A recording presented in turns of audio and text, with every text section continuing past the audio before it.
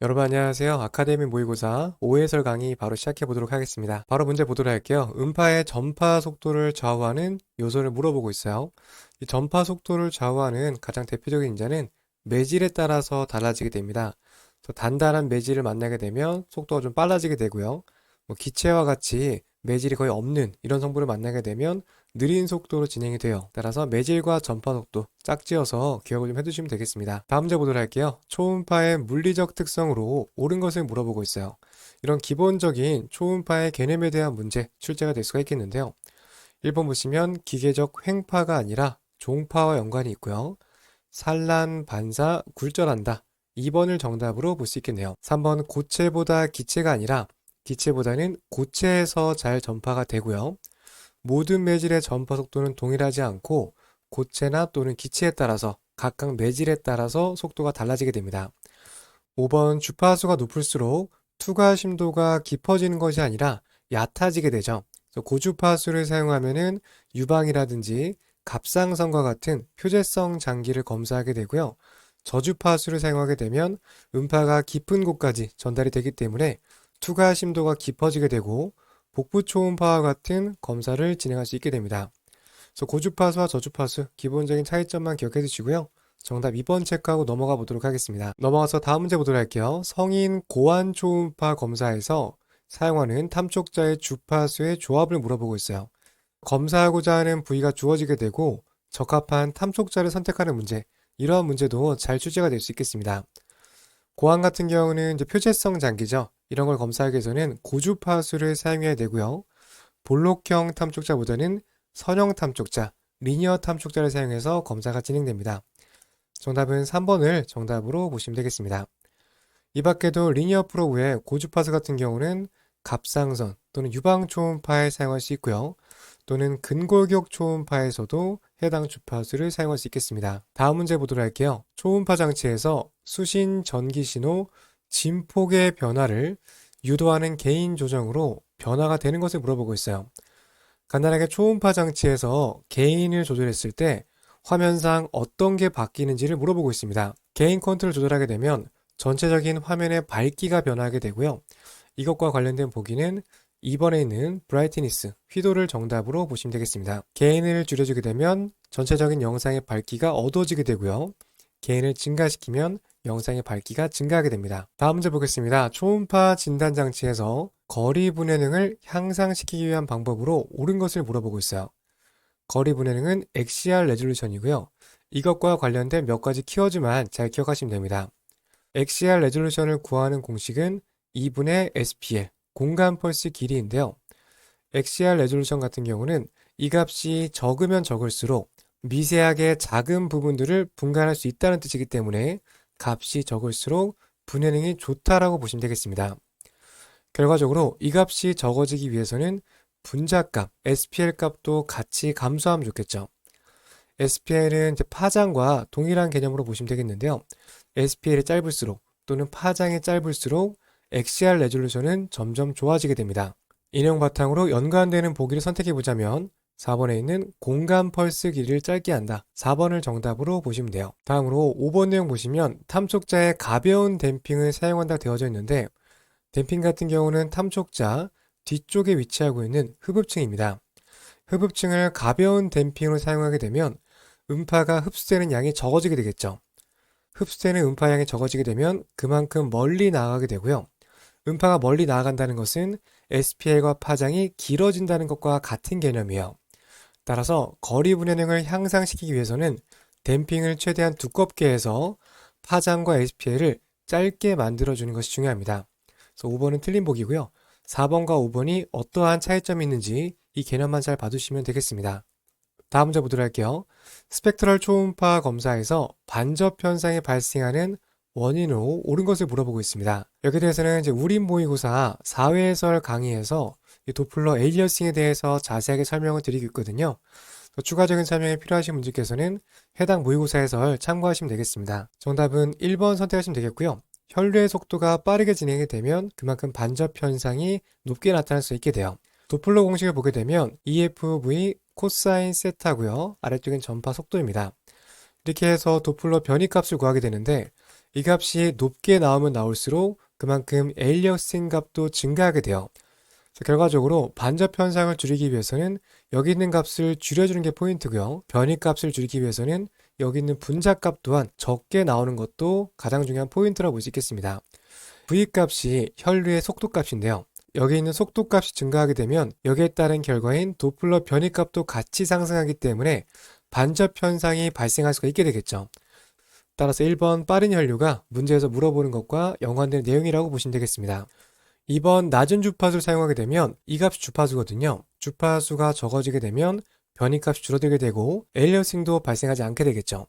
2번은 에일리어싱을 제거하는 방법이고요. 3번 연속파 도플러를 사용하는 것 또한 에일리어싱을 제거할 수 있는 하나의 방법입니다. 90도에 가까운 입사각도, 코사인 세타는 90도에 가까워질수록 오히려 값이 0에 가까워지게 돼요. 90도에 가까워질수록 값은 줄어들기 때문에 코사인 세타 값이 줄어든다, 변이값이 줄어든다, 에일리어싱이 감소하게 되겠죠. 따라서 4번도 감소하는 것과 연관된 개념이고요. 높은 펄스 반복 주파수 PRF를 증가한다는 것은 이전 우림 4회에서 설명드렸듯이 40인승 버스를 60인승 버스로 사이즈를 크게 바꿔주는 것과 같은 개념입니다. 여기서는 더 이상 담을 수가 없어서 에일리어싱이 발생을 했다면 그만큼 담을 수 있는 크기를 증가시켜주게 되면 에일리어싱이 발생하지 않게 되겠죠. 5번 같은 경우 마찬가지로 반접 현상을 제거하는 데 사용되는 방법이에요. 따라서 2번부터 5번까지는 제거하는 것과 연관이 있다. 이 내용도 같이 정리하시면 되겠습니다. 넘어가서 다음 문제 보겠습니다. 상복부 초음파 검사에 대한 설명으로 옳은 것을 물어보고 있어요. 임산부 초음파 검사 가능하죠? 틀린 보기고요. 파장이 짧은 것은 슈퍼피셜한 표재성 장기만 검사 가능하기 때문에 복부 초음파는 어느 정도 파장이 좀 길게 들어가야 되거든요. 파장이 긴 탐촉자가 검사 유리합니다. 3번 환자 편의를 위해서 식후 검사가 유익하다. 틀린 보기죠. 복부에 가스가 발생하게 되면 초음파 검사에 방해가 되기 때문에 반드시 검사 전에는 금식을 해야 됩니다. 4번 검사 진행 중에 환자의 호흡 조절이 중요하다. 4번을 정답으로 볼 수 있겠네요. 숨을 최대한 들여 마셔서 배를 볼록하게 내밀어줘야지만 간이 아래쪽으로 내려오고 주변에 가스가 제거가 되거든요. 그래서 검사할 때는 호흡 조절이 굉장히 중요한데요. 그래서 복부 초음파 검사할 때는 환자의 호흡 조절해가면서 검사하는 게 상당히 중요합니다. 4번 맞는 내용이고요. 5번 소화관 가스를 음향창으로 사용하기 위해 발포제를 사용한다. 이건 틀린 내용이죠. 가스는 초음파랑 사이가 좋지 않기 때문에 발포제를 사용해서 가스를 만들게 되면 오히려 검사에 방해가 되겠죠. 5번은 틀린 내용입니다. 정답 4번 선택하고 넘어가 보도록 할게요. 40번 문제 보겠습니다. 경복부 전립선 초음파 검사에 대한 설명으로 옳은 것을 물어보고 있어요. 경복부 초음파 검사할 때는 전처치로 방광을 가득 채워주는 게 중요합니다. 소변으로 방광 충만을 요한다. 1번 정답으로 보시면 되겠고요. 2번 보시면은 검사 전 관장에서 고창자를 비운다. 이거는 전립선 검사를 맞긴 한데 경복부 검사가 아니라 직장을 경유해서 검사하는 경직장 초음파 관련된 내용이에요. 3번 부채꼴형 탐촉자가 아니라 볼록형 탐촉자를 사용해야 되고요. 7.5MHz 고주파수가 아니라 일반적으로 저주파수를 사용합니다. 왼쪽으로 돌아놓은 자세는 경직장 초음파 검사 연관되기 때문에 5번도 틀린 보기고요. 1번 정답으로 보시면 되겠습니다. 다음 문제 볼게요. 유방 초음파 검사에 대한 설명으로 옳은 것을 물어보고 있어요. 유방 초음파는 바로 누운 자세에서 검사하고요. 전처치로 금식은 필요가 없습니다. 질환이 의심되는 쪽뿐만 아니라 정상 쪽도 같이 검사해서 전체적인 평가가 필요하고요. 볼록형 탐촉자가 아니라 고주파수의 선형 탐촉자로 검사를 진행합니다. 정답 5번인데요. 생리가 끝난 3, 4일 후에 검사해야지만 정확하게 평가할 수 있게 돼요. 여성 같은 경우는 생리 주기에 따라서 유방 조직도 같이 발달하게 되는데요. 만약 생리 직전에 검사하게 되면 유선 조직이 최대한 발달된 상태이기 때문에 정확한 검사가 어려워지게 돼요. 정답은 5번 선택하시면 되겠습니다. 다음 문제 보도록 할게요. 경복부 산과 초음파 검사에서 임신 초기에 가장 먼저 관찰할 수 있는 태령 측정 부위를 물어보고 있어요. 정답은 1번 태아주머니, 쥐싹을 정답으로 볼 수 있겠고요. 여기에 대해서 추가 설명 필요하신 분들께서는 산과 특강 영상 참고하시면 되겠습니다. 다음 실기 문제 보겠습니다. 영상의 화살표가 가리키는 해부학적 구조물을 물어보고 있어요. 간의 좌엽에 해당되는 부분이고요. 이 화살표에 있는 구조물은 리가멘텀 테레스, 원형인대를 정답으로 보시면 되겠습니다. 기본적인 내용이기 때문에 간 내부에 있는 해부학적 구조물들 또는 간 구역을 나누는 해부학적 지표들에 대해서는 꼭 정리가 필요하다는 점 다시 한번 강조를 드리도록 하겠습니다. 넘어가서 다음 문제 보도록 할게요. 영상의 화살표 부위의 해부학적 명칭 물어보고 있습니다. 췌장 구조물이고요. 췌장 내부에 스플래닉 베인, 지라 정맥이 영상에서 보여지고 있어요. 정답 3번 선택하시면 되겠습니다. 다음 문제 볼게요. 영상을 이용한 태령 측정 시기로 옳은 것을 물어보고 있습니다. 이 영상 같은 경우는 복부 둘레를 평가하고 있는 모습이고요. 태아의 복부 둘레 평가하기 위해서는 태아가 어느 정도 성장한 다음에 검사를 진행할 수가 있겠죠. 정답은 4번 선택하시면 되겠습니다. 다음 문제 보도록 할게요. 영상에서 A를 B처럼 나타내기 위한 방법으로 옳은 것을 물어보고 있어요. 지금 반접 현상이 있는 상태고요. 옆에서는 반접 현상이 개선된 상태라고 볼 수 있겠습니다. 반접 현상을 개선하기 위해서는 도플러 각을 증가시켜야 되고요. 도플러 이득 같은 경우는 영상에서 스펙트럼의 밝기만 조절되는 거고 실제 신호와는 관계가 없어요. 도플러 이득은 반접 현상 제거와는 관계가 없습니다. 3번 볼록형 탐촉자 사용, 이것도 관계가 없고요. 4번 보기도 관계없는 내용이고요. 5번 펄스 반복 주파수의 증가, PRF를 증가시킨다. 그래서 40인승 버스를 60인승으로 바꿔준다. 이런 얘기를 볼 수 있겠고요. 대표적인 엘리어싱을 개선할 수 있는 방법이라고 볼 수 있겠습니다. 중요한 포인트는 영상을 보고 반접 현상을 개선하는 것을 우선적으로 파악하셔야 되고요. 거기에 대해서 반접 현상 제거 방법에 대한 내용까지 정리가 되어 있어야지만 풀 수 있는 조금 복잡한 내용의 문제라고 볼 수 있겠습니다. 하지만 시험에는 도플러 문제가 잘 나오는데요. 그 중에서도 반접 현상 문제가 출제가 잘 되기 때문에 시험 전에는 반드시 정리가 필요한 문제 중에 하나라고 강조를 드릴 수 있겠습니다. 다음 문제 보도록 할게요. 영상에서 여운 인공물, 링다운 아티팩트를 관찰할 수 있는 것을 물어보고 있습니다.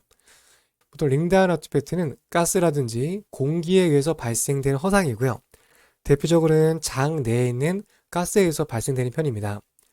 정답은 4번에 있는 D번 영상인데요. 보시면 췌장 주변에는 12장이라든지 위장 등의 장 구조물이 근접하게 위치하고 있어요. 보시면 12장 주변에서 쉐도잉이 떨어지는 것을 볼 수가 있고요. 이러한 영상의 대표적인 여운 인공물, 링다운 아티팩트와 관련된 이미지라고 볼 수 있겠습니다. 정답 4번 선택하시면 되겠고요. 시험에는 반드시 아티팩트, 허상과 관련된 문제는 꼭 출제가 되거든요. 대표적인 인공물에 대해서는 반드시 정리가 필요하다고 강조를 드릴 수 있겠습니다. 하나씩 영상 보게 되면 A번 영상 같은 경우는 낭종 뒤쪽에 있는 포스테리어 어쿠스틱 이랜스먼트, 후방음향 증강과 관련된 영상이고요. B번 같은 경우는 담낭 내부에는 담석 때문에 발생되는 후방음영 쉐도잉과 관련된 영상이에요. C번 같은 경우는 동그란 신장 주변 끝쪽에서 라테랄 쉐도잉이 동반되는 것을 확인해 볼 수 있겠고요. 2번 같은 경우는 인터코스탈 영상으로 보여지는데요. 사이사이에 보여지는 어두운 쉐도잉 구조물은 갈비뼈에서 발생된 허상으로 예상해 볼 수가 있겠습니다. 기본적인 허상 구조물에 대해서 영상과 함께 참고적으로 내용 정리하시면 되겠습니다. 네, 이렇게 해서 문제 풀어봤고요. 다음 시간에 계속해서 뒤쪽 모의고사 해설 이어가 보도록 하겠습니다. 다음 시간에 뵙겠습니다. 감사합니다.